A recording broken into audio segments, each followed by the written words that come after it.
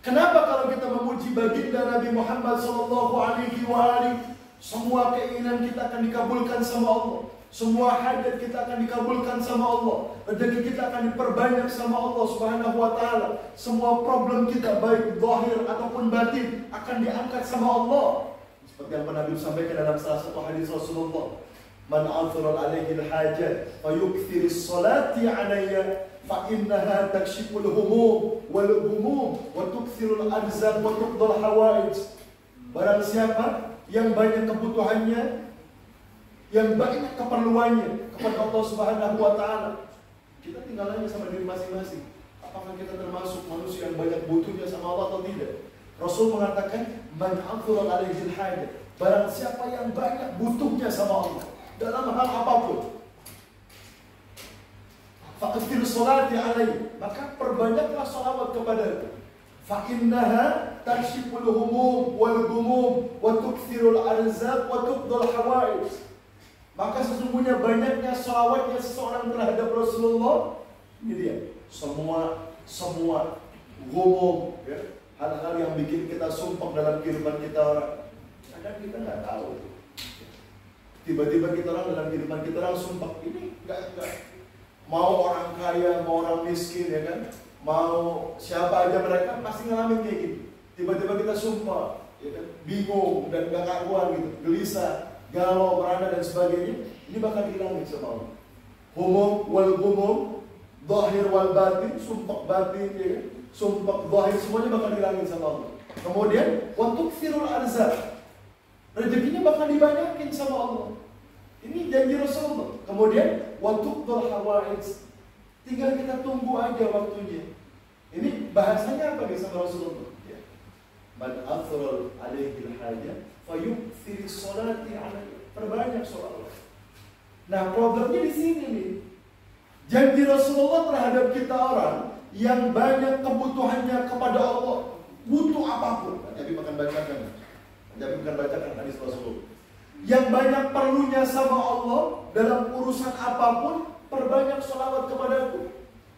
Jadi kalau misalkan di majlis Rasulullah aja kita orang udah nggak banyak sholawat, apalagi di luar majlis Rasulullah, nggak ada jaminan. Di majlis Rasulullah kita orang nggak banyak sholawat misalkan, apalagi di luar majlis Rasulullah, nggak ada jaminan kita akan bersolawat kepada baginda Nabi Muhammad SAW. Kalau di majlis Rasulullah aja kita nggak baca sholawat, apalagi di luar majlis Rasulullah. Ini diantaranya, ya. Diantaranya seperti itu. Jadi ini, ya, yang banyak problemnya di situ. Perbanyak sholawat ke Rasulullah. Dan sekarang kita tinggal aja sama diri kita masing-masing. Udah memperbanyak sholawat ke Rasulullah atau belum? Ini problemnya. Kalau di majlis Rasulullah tadi dari Ba'da Isya sampai jam 11 atau setengah 12 malam kita terus berselawat ke Rasulullah. Entah 1000 ataupun 2000, 100, 200, 300, 400, 500, terserah. Yang penting kata Rasulullah, perbanyak selawat kepadanya.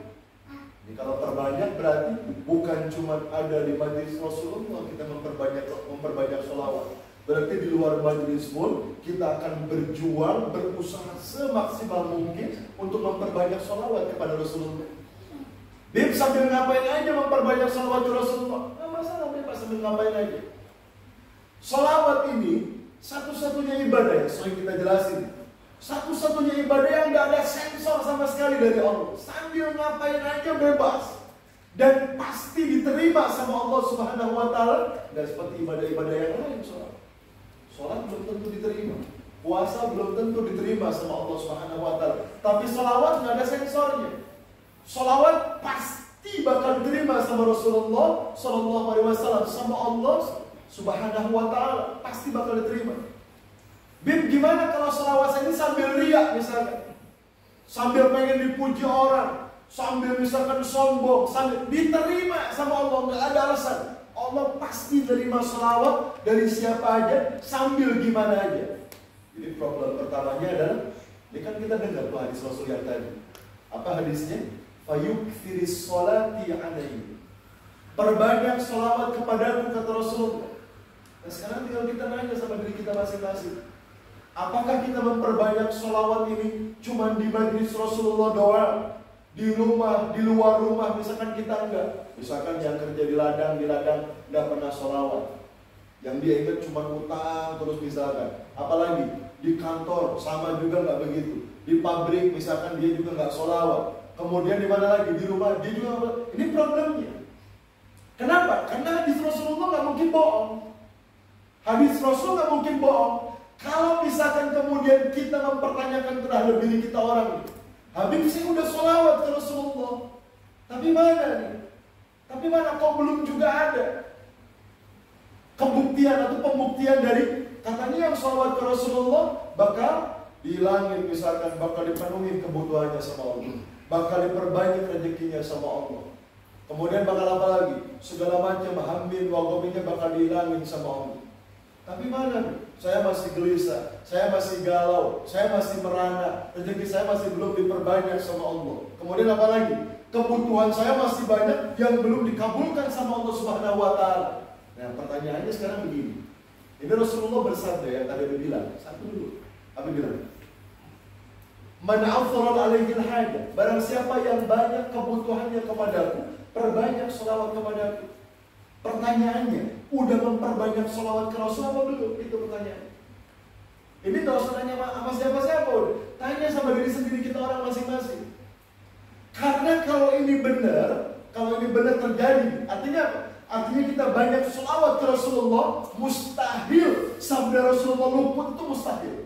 Kenapa? Karena Nabi sering bilang, Rasulullah itu wa ma yantiqu 'anil hawa in huwa illa wahyu yuha.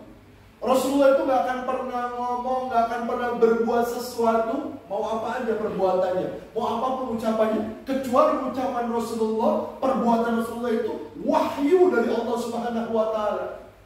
Nah, kira-kira nih, kalau misalkan perkataan Rasul, perbuatan Rasulullah ini wahyu, kira-kira bakal bohong apa enggak? Bohong apa enggak kira-kira? Enggak.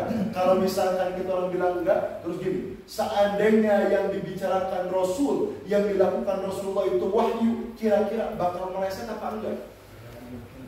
Yakin enggak? Bakal meleset apa enggak? Enggak bakal. Kalau kita yakin perkataan Rasul enggak bakal meleset, perbuatan Rasul juga enggak bakal meleset, berarti di sini yang salah siapa? Yang salah berarti kita orang. Apa salahnya misalkan perintah Rasulullah perbanyak sholawat kepada Rasulullah. Perbanyak berarti perbanyak. Kalau cuma di sini doang kita sholawat, kemudian balik ke rumah kita nggak sholawat, kerja ke pabrik nggak sholawat, ke kantor nggak sholawat, kemana lagi? Ke sawah kita juga nggak sholawat, berarti kita masih belum memperbanyak sholawat kepada Rasulullah. Ini. Kenapa? Karena Rasul mustahil berbohong. Karena perkataan Rasul mustahil akan meleset, mustahil.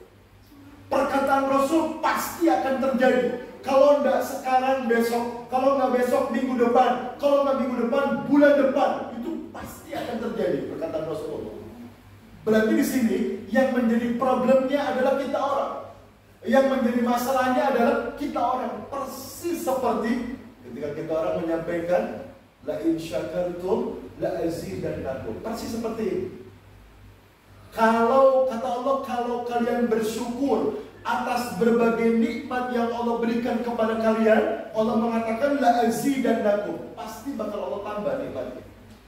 Kalau bersyukur. Kalau belum bersyukur berarti belum ini gitu aja udah.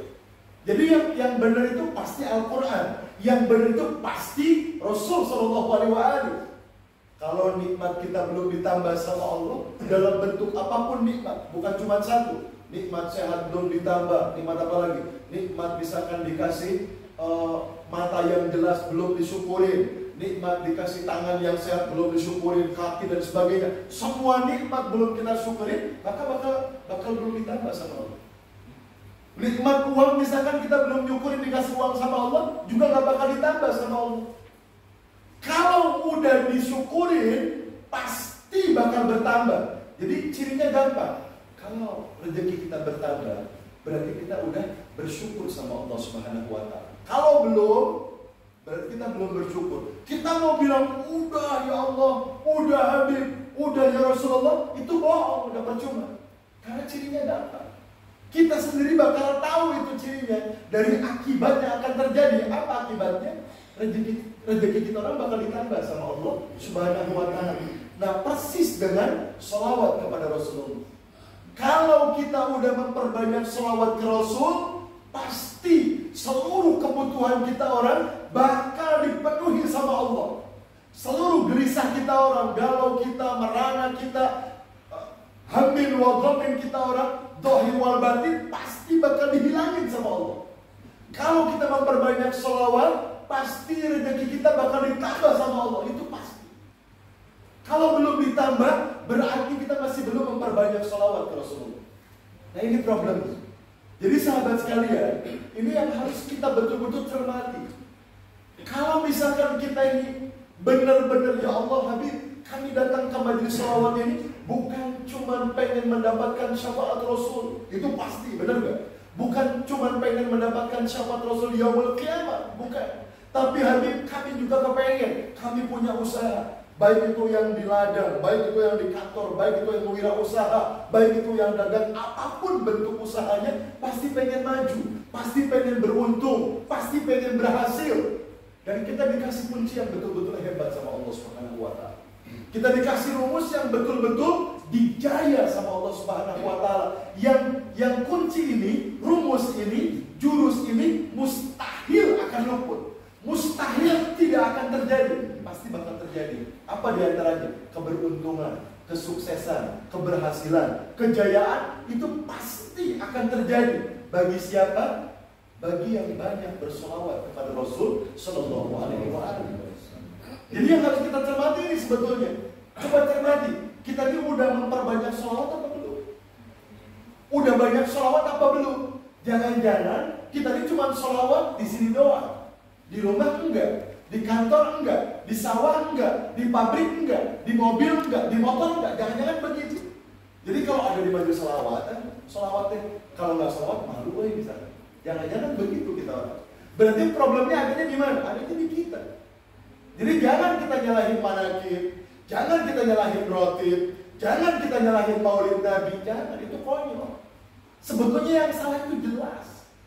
Kalau kita berpikir nggak perlu dalam berpikirnya, berpikir sedikit doang juga akan jelas. Apa? Oh benar.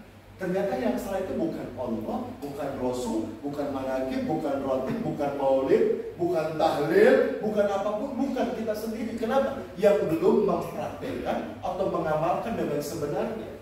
Kita disuruh memperbanyak, malah leha-leha. Berarti yang salah kita orang. Nabi bahkan sampaikan 4 kabar gembira bagi yang dia selalu berselawat kepada Rasul Sallallahu Alaihi Wasallam dan keluarganya yang disucikan Allah Subhanahu Wa Taala. 4 kabar gembira. Habib pernah baca satu riwayat yang diskusi.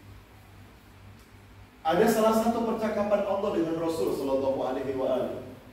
Jadi Allah pernah nanya ke Rasulullah Sallallahu Dengan ya. Allah pernah nanya ke Rasulullah dalam salah satu riwayat. Kata Allah kepada Rasulullah begini. Allah mengatakan bertanya ke Rasulullah, "Ya Rasulullah, liman ma fis samawati wal ard." Ini buat siapa nih? Seluruh segala sesuatu yang ada di langit, daratan, lautan, ini buat siapa? Kata Allah ke Rasulullah. Rasulullah begini. Allah mengatakan kepada kekasihnya ini, "Laka ya Rasulullah." Untukmu ya Rasulullah.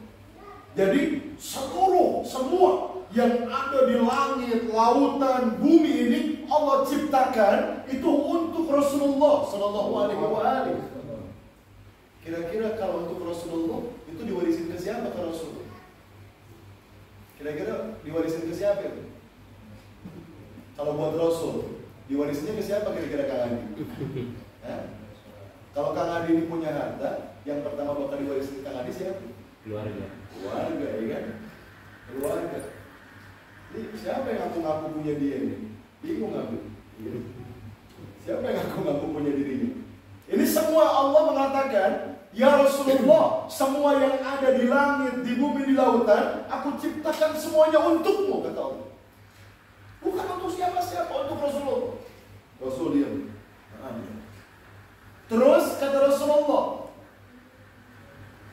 Untuk apa aku mencipta? Terus kamu untuk siapa ya Rasulullah? Aku menciptakanmu untuk siapa wahai Rasulullah, kata Allah. Rasulullah nunduk lagi. Li ya Rasulullah, untukku ya Rasulullah. Jadi Allah menciptakan Rasul itu buat Allah Subhanahu wa ta'ala. Allah nyiptain Rasul buat Allah. Jadi begini, seandainya semua makhluk yang ada di dunia ini, terutama manusia, itu maksiat kepada Allah, ini nggak peduli, karena Allah punya Rasul Sallallahu Alaihi Wasallam. Ini katamu, karena nggak peduli kalau semua makhluk yang ada di dunia ini maksiat kepada aku, karena aku punya baginda Nabi Muhammad Sallallahu. Karena aku punya Rasulullah, kata Allah, aku nggak peduli. Jadi Allah menciptakan lautan, ya, lautan, langit, bumi untuk Rasul. Allah menciptakan Rasulullah untuk Allah Subhanahu wa ta'ala. Giliran terakhir Allah bertanya ke Rasulullah, yang membuat Rasul nunduk lagi. Apa pertanyaan Allah? Terus ya Rasulullah, aku ini Allah, ini kata Allah, aku ini buat siapa ya Rasulullah? Allah buat siapa kata?